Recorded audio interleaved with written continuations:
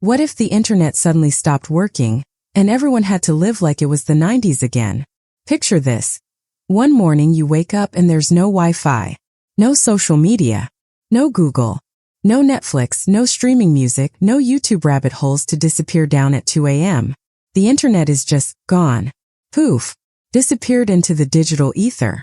The world as we know it is suddenly stuck in a time warp, and it's the 1990s all over again. How would we cope? What would we do with all this free time we now have on our hands?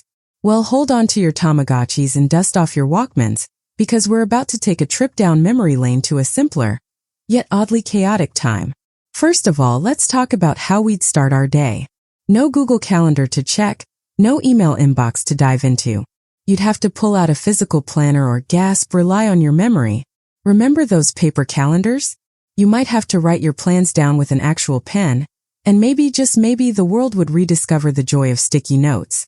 You could be sitting in a coffee shop, trying to remember your schedule for the week, when suddenly, bam! You're hit with a wave of nostalgia for those days of penciling and appointments.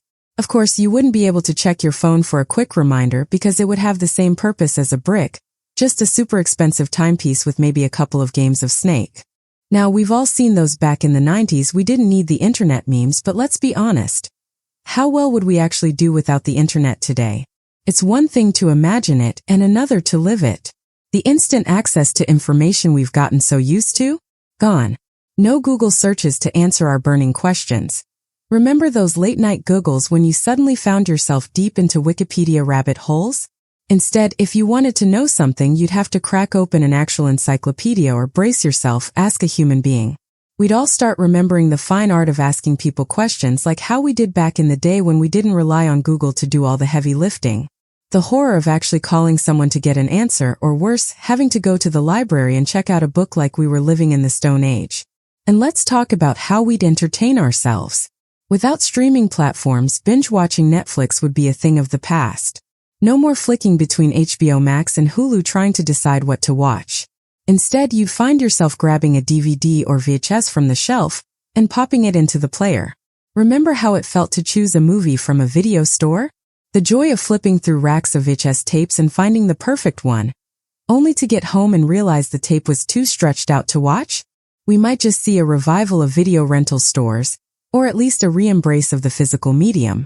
Maybe even that awkward Blockbuster feeling would make a comeback, with the rush to return movies on time to avoid late fees.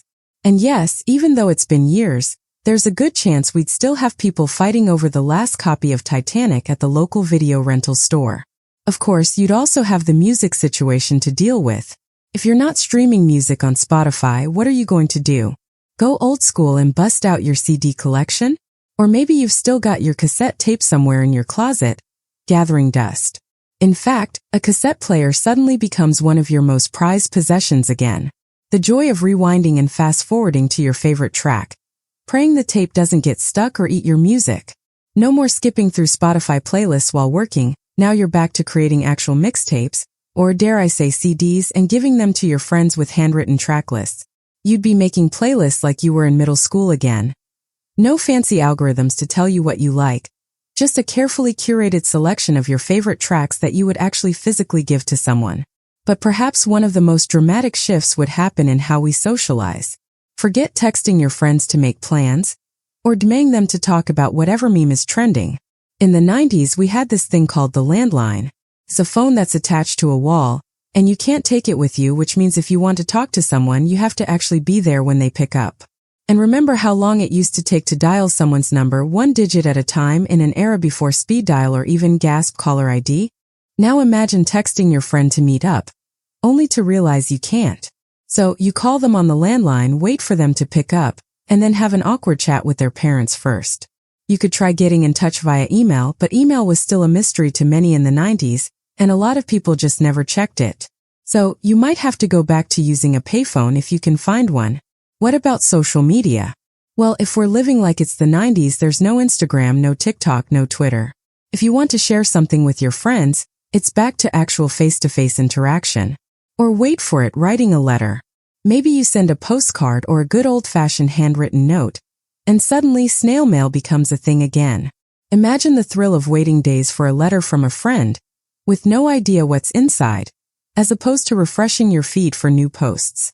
People might even rediscover the joy of real human connection, instead of getting lost in the never-ending scroll. And finally, the work world would be a whole different beast.